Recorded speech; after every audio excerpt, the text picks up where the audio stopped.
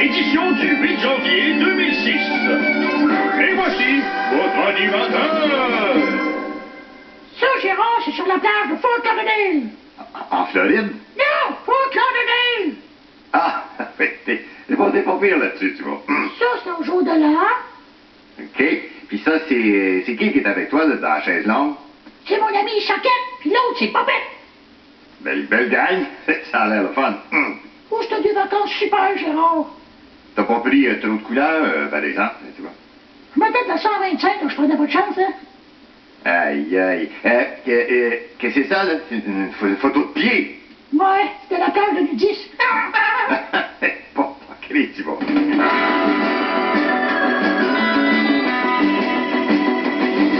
En 2005 a été l'année des mauvaises nouvelles. Ben, on part 2006 sur le bon pied en vous présentant le bulletin de nouvelles optimiste. Et c'est parti. Politique. Le Parti libéral de Paul Martin sera réélu minoritaire, mais Jean Lapierre et Pierre Petitgrou seront battus dans leur comté. Économie. On découvrira un gisement de pétrole dans l'est de Montréal. Le stade olympique va servir de réservoir, puis le prix du gaz va descendre à 25 cents du litre. Justice. Après avoir été libéré, le boxeur Dave Wilson va remplir le Centre-Bell dans un combat très attendu qui l'opposera à Guy Cloutier. Catastrophe. La Nouvelle-Orléans ne subira pas de nouvelles inondations et en plus, le gouvernement va enfin les aider en leur envoyant 1 million de Swim-Aid. Fait d'hiver, un avion transportant Stéphane Gendron, le Doc Mayou et Vincent Lacroix disparaissent. On abandonne les recherches après 10 minutes. Télévision. Julie Snyder se sépare d'avec Pierre Carpelato. Il n'y aura jamais de 4e saison de Star Academy. De son côté, Wilfred annonce qu'il lâche la chanson pour retourner pêcher du homard avec Corneliu et Heureux qui joue du violon. Sport. Début en septembre de la saison des Pingouins de Québec au Colisée du Soleil. Sidney Crosby marque 3 buts contre les Canadiens. Irak. En visitant ses troupes à Bagdad, le président Bush marche sur une mine, est atteint par une roquette, frappé par une voiture piégée et dévoré par un lion. On prendra pas de chance. Cinéma. Pour finir de renflouer le film Nouvelle-France, le producteur Richard Goudreau confirme le tournage des Boys 5 qui s'intitulera Les Boys contre King Kong. Après la pause, notre chroniqueuse artistique nous parle de cinéma québécois et on soumet Paul Martin au détecteur de mensonges. Ce temps d'antenne a été retenu et payé par le Bloc québécois. Bonsoir. Je veux profiter du temps qui m'est accordé pour vous remercier à l'avance de voter pour le Bloc québécois. Non, mais on ne se fera pas de cachette, là. Hein. Ça prendrait une méchante bad luck que je ne sois pas élu. Qu'est-ce qui pourrait me battre, les libéraux? Un peu? C'est pas des farces, c'est quasiment le Parti vert qui me fait le plus peur. Je pense que je vais faire ma campagne électorale à queue de main dans le dos pour donner une chance aux autres. Alors, merci encore et bonsoir. Quoi, il me reste 40 secondes? Ben, donnez-les aux autres, ils en ont plus besoin que moi. Quoi? Faut vraiment que je fasse 1 minute? Ah. OK.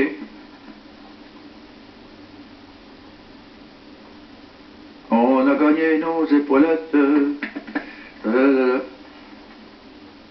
Non, mais c'était pas chaud aujourd'hui, hein? C'est l'hiver, comme on dit, hein? Parlant de ça, j'ai 4 pneus d'hiver à vendre dans mon garage. Ils ont presque pas servi. Si ça vous intéresse, je vais vous faire ça pour pas cher, moi. Ouais. La grippe est forte cette année, hein? C'est monsieur. Yolande? C'est moi. Tu peux mettre le roast beef au four, hein? Il m'en reste pour 10 secondes, puis je pars. Oh oui, ça a bien été, là. OK, à tantôt, hein? Ben, c'est ça. Merci et bonsoir. Rien que ça à faire, moi. Restant de beau dimanche.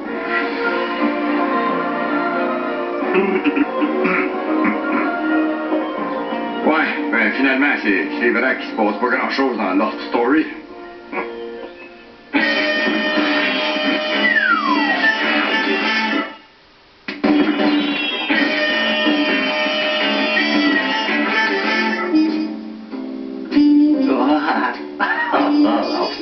Enfin, le moment que j'attendais tous, la chronique artistique de la friction. Ça va, Ali?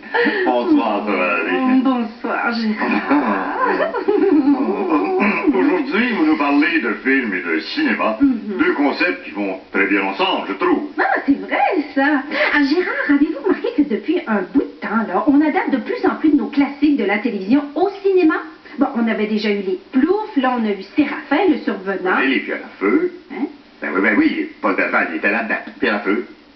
Et la tendance va donc aller en s'accentuant. Regardons ensemble les prochains projets de films adaptés des classiques de la télé. Ah, j'ai hâte de voir ça. Ah, tout d'abord, on prévoit bientôt la sortie de Symphorien, le film. Hein? Toujours désopilant, Luc Picard jouera le personnage mythique de Symphorien. Ah, Picard. Hey, lui, il me fait rire. Oui. Un sac à blague. C'est vrai. Jean-Michel Anctil va faire Madame Sylvain et Pascal Bussière, Mademoiselle L'Espérance. Il y a d'ailleurs plein d'autres gros noms au générique. Et puis, c'est quoi l'histoire? Ben, c'est celle du chien qui rentre dans un bar, il demande au barman. Dites-le pas. Ah, en tout cas, ça sent le hit, là, et les producteurs parlent déjà d'une suite qui s'intitulerait Symphorien en rappel. Ça, c'est original. Et puis, avant le temps. Ah, un autre classique de la télé refait au cinéma et qui s'en vient bientôt, c'est l'Évangile en papier de movie. All right. Ah, ça, Et il va être entièrement réalisé avec du papier recyclé. Good. En gros, là, c'est l'histoire d'une femme qui est catapultée dans un univers de papier pour retrouver sa foi. C'est très prenant. Hey, j'ai hâte. Est-ce que c'est vrai la rumeur là, qu'on veut faire la semaine verte en film? Oui, il leur reste seulement à convaincre Michel Richard de faire le rôle principal. Eh bien, on va être probablement tourné en anglais. Ouais. Ah, il y a un autre classique de la télé qui s'en vient en film. Là. On a la bande-annonce. On regarde ça ensemble. OK. Un homme veille sur sa petite sœur depuis des années. Mais aujourd'hui, son univers va basculer. Bobinette! Bobinette! Bobinette! Oh là là là là là. Bobino, le film, un drame intense.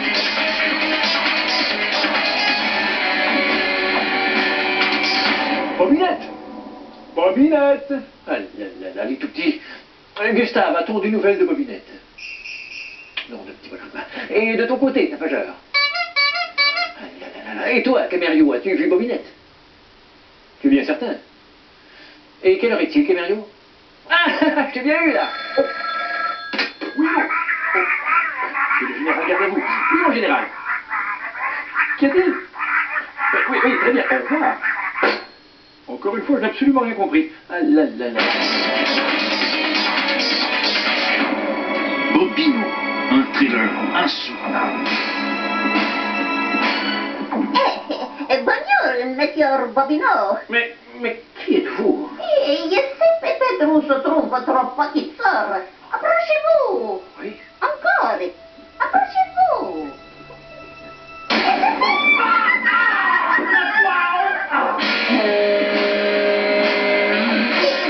C'est ça, à la fin.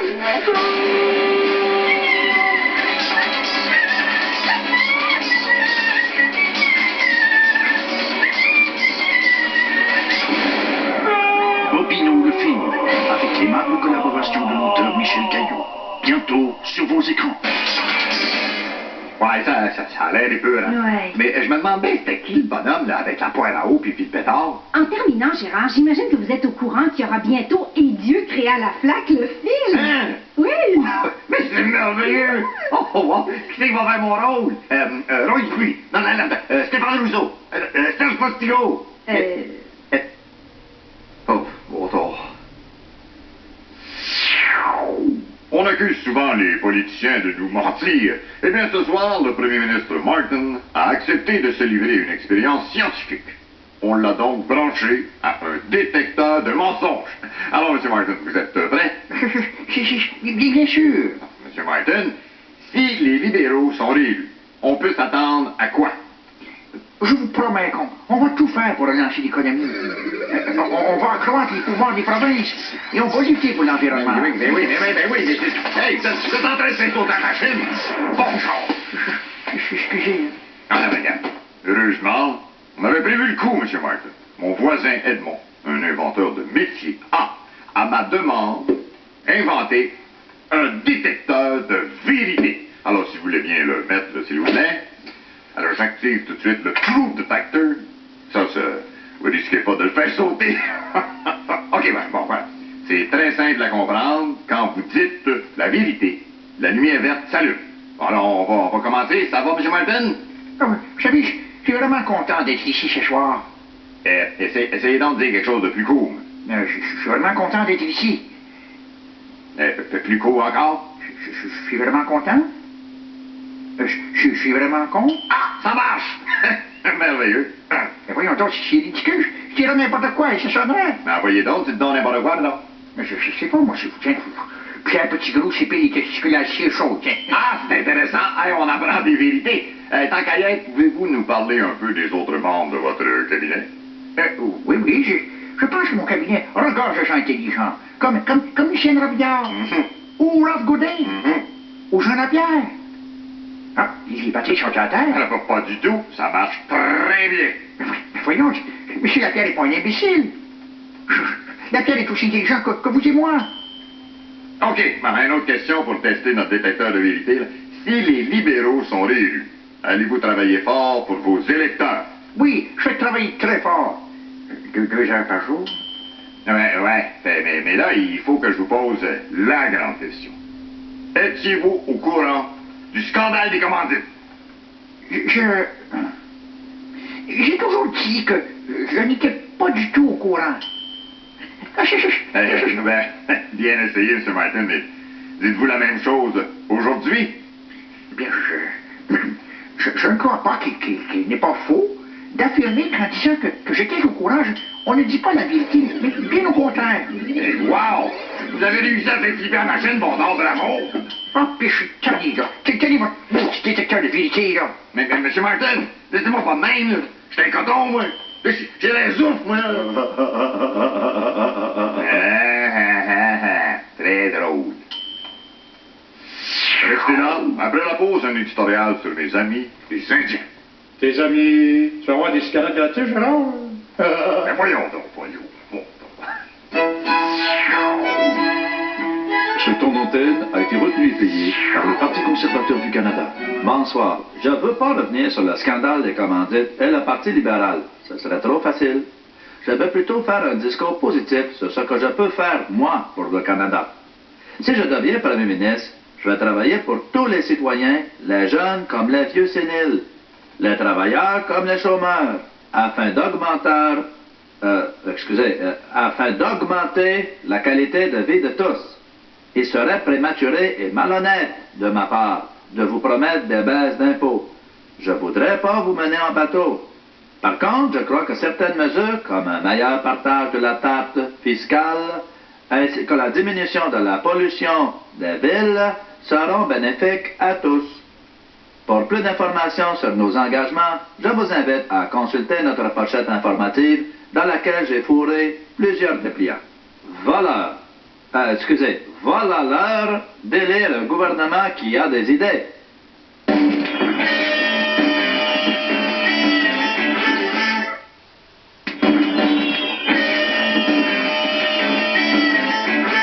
Malgré la sortie de Paul Martin aux États-Unis, rien n'avance dans les différents dossiers où il y a désaccord entre nos deux pays. Le président Bush fait toujours la sourde oreille aux demandes du gouvernement. Mais là, ça va faire, OK? Il est temps que quelqu'un de musclé s'en mêle. On un homme huilé, un vrai costaud. Ah, tu penses à la bière Petit Gros? Petit Gros. Pauvre voyou. Cet homme, c'est moi. Ma décision est prise. Je pars à l'instant pour Washington. Il m'a pas un Bush. Moi, il dit, moi. Attendez-moi ici, ça sera pas long. Correct. À un moment donné, on va arrêter de faire rire, nous autres. C'est pas parce que monsieur est président des États-Unis que ça lui donne le droit de nous éclairer. Non, je suis pas Claude Blanchard, c'est Laflamme. Gérard D. Laflamme. The White House is dignified. Hey, George, enough is enough. Assieds-toi. J'ai dit assis. Bon, je l'ai au nom du Canada, là. Canada, les ours polaires, les hélicoptères qui tombent, José Théodore, les puits de pétrole, les... What? Bon, là, va falloir que tu déniaises ma face de truite, puis que tu règles le dossier du bois d'œuvre. Tu sais quoi, du bois d'œuvre? C'est ça. Bois d'œuvre. Wood of job. C'est du bois qui est comme toi, George. Et plutôt épais, assez dur, puis les Canadiens aimeraient bien ça pouvoir le bûcher. Puis un jugement là, qui dit que les États nous doivent 5 beaux milliards par rapport au bois d'œuvre. Ça fait que signe ici, puis on n'en parle plus. Oh, non. George, si tu signes pas, on va couper le sirop d'érable puis le Canada Dry. On va amputer le bras canadien. On va rapatrier nos vieux de la Floride. On va vous envoyer le reste de la famille Dion, bon tard. OK. Where's your pencil? Thank you, George. Keep the pencil and goodbye. Pendant que je suis là, il reste le dossier de la vache folle de Crazy Cow, là. On aimerait ça que vous arrêtiez d'écœurer nos éleveurs. Alors, si vous voulez signer ici... Oh, no. Excusez-moi un instant. Yes, Maman Dion, please. Okay, I sign. Thank you, Mr. President. Hey, tant qu'être parti, le protocole de Croteau, là. I don't know. Incognito, bien dans sa peau. Okay. All right. J'aime ça, un autre problème de réglé. Thank you, here's for you, and bye-bye. Who was that guy? L'éditorial de la semaine, les Indiens, et quoi encore?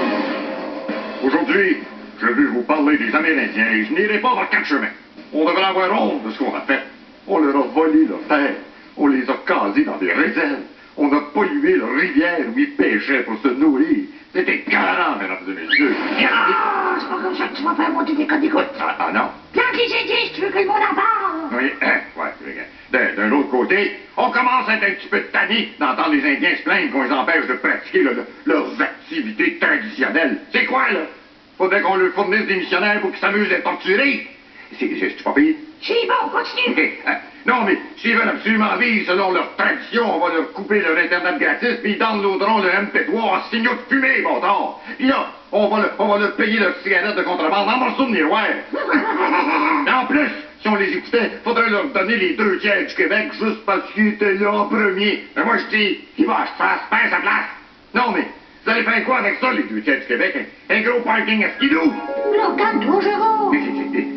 Oui, c'est des jokes, le monde aime ça. Tu penses aux Amérindiens de t'offenser en véhiculant ces préjugés stupides, là?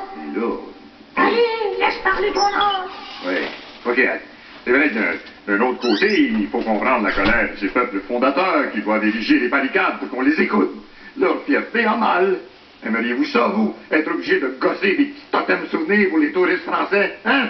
Qu'on inonde vos territoires? Je pense que je vais aller voir ce qu'il y a à l'autre bosse, moi. Écoute-le pas, Gérard.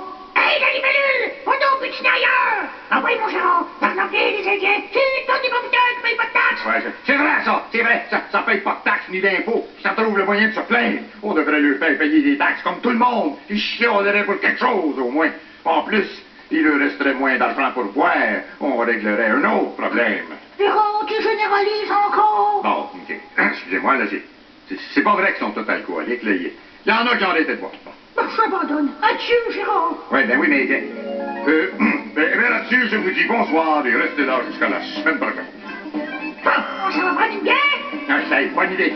Quoique d'un autre côté, le premier Georgette va arriver trop tard. C'est qui, boss? Toi ou Georgette? Mais c'est moi. Plus fort, c'est qui? C'est moi le boss. Bon, fais un homme de toi, gros maudit. Ah ouais, dégage. OK, let's go. Qu'est-ce que tu fais encore ici à cette heure-là? Oh, attends, je peux te l'expliquer, ma chouchou. Ah oui, à la maison. Que je te reprenne avec tes mauvaises fréquentations comme la flaque. Ouais, bon, je vais rentrer à la maison.